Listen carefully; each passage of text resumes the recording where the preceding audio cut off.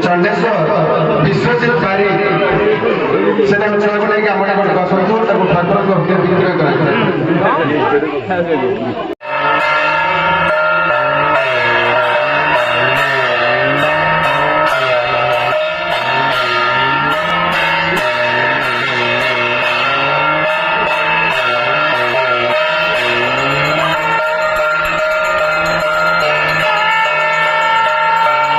आपन परिचयटा कौन मो नाम विजय कुमार महापात्र मुझे श्री श्री चंडेश्वर महादेव सेवक यही चंडीधर देवंकर गोटाए यात्रा हुए चंदन यात्रा ये चंदन यात्रा केवल अज्ञात काल ठाकुर मध्याह्न भोजन धूप पर चंदन गृह को विजय करते सेठारू संध्या समय पुष्करणी भितर चाप खेल हुए तापर ठाकुर दौड़ विराजमान करी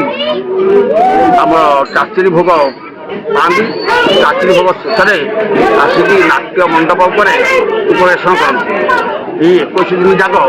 रामलीला अनुष्ठान संगठित होती महासमारोह हुए रामलीला अनुष्ठान कौ कालू हो आसूसी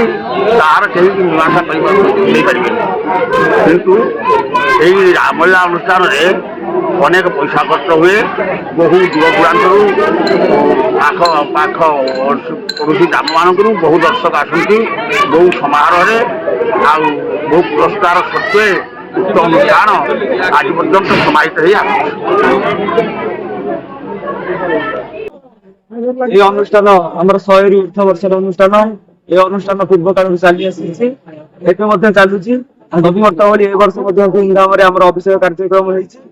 भगवान निकट आशा कर कार्यक्रम आगू एपरी चली था आम घरे आम पूर्व आम पर पीढ़ी कार्यक्रम आगू